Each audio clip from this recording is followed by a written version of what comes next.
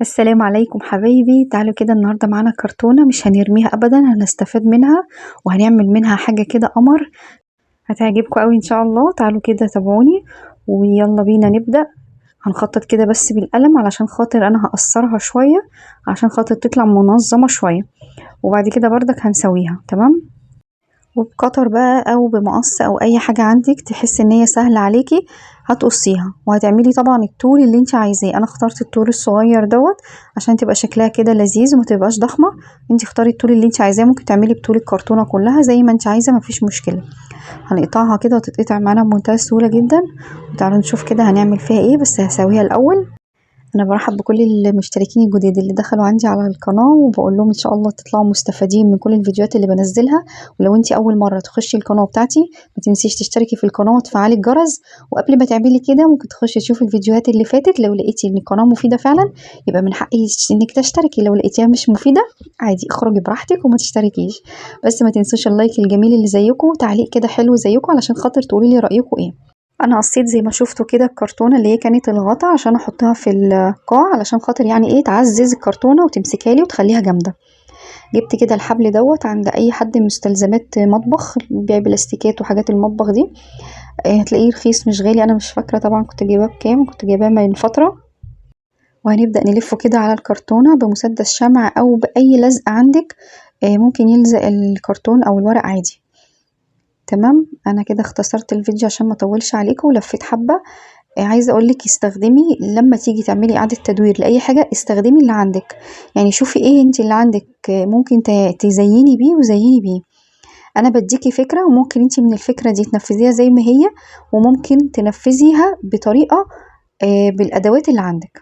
ماشي.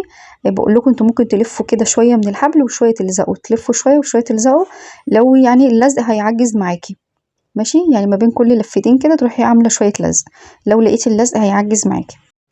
التزيين بالحبل دوت يا بنات بيخلي الكرتونه ماسكه نفسها جدا وما تتهربدش معاكي مع الاستخدام. شيلي وحطي فيها زي ما انت عايزه. تعالوا نشوفوا بقى النتيجه النهائيه والفينش النهائي، هيبقى قمر قمر قمر، هيعجبكم فعلا. انا حاسه انه طالع شكله حلو وهنشوف في الاخر. بس هنا تعالى نعمل لها كسوه. بصي بقول لكم الكسوه تبقى متقفله من الثلاث جوانب ومفتوحه طبعا من فوق. الجنب اللي تحت بسيب زي ما انتوا شايفين كده من هنا ومن هنا، وبخيطها بالطريقه دي عشان تديني، بصوا بضمهم كده على بعض علشان تديني العرض بتاع الكرتونه، تبقى جايه كده وجايه كده، فاهميني؟ هخيطها كده وارجع لكم. وبرده الكرتونه برده قصدي الكسوه دي ممكن تلزقيها من جوه وتلزقيها كده من الطروف عشان تفضل ماسكه نفسها. ايه رايكم في المنظم القمر ده؟ ممكن تستخدميه في حاجات كتير جدا. ممكن تحطيه كده في التسريحه بتاعتك وتحطي فيه ادواتك، تستخدميه كمنظم للدولاب، منظم للملابس. الامهات العسل اللي لسه جايبين بيبيهات جديده حطي فيه بقى ببرونتك وبمبرزك وكل حاجتك، وخديه معاكي كده وانت رايحه وانت جايه، يبقى لمملك الحاجه كده ما تبقاش الدنيا منكوشه حواليكي. يعني منظم هتستفادي بيه في حاجات كتير جدا.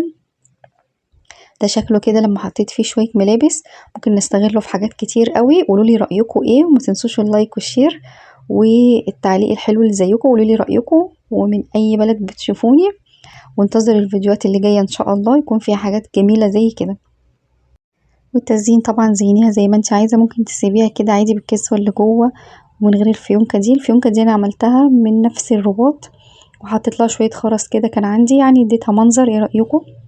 قولولي رايكم طبعا. انا شايفاه منظم قمر كده وعسول جدا، وكانت كرتونه هتترمي وبقت حاجه مفيده زي ما انتوا شايفين كده، مبطن من جوه كده وشكله قمر. وقولولي بقى انتوا شايفينه زي ما انا شايفاه ولا انا اللي شايفاه كده بس علشان خاطر انا اللي عملته.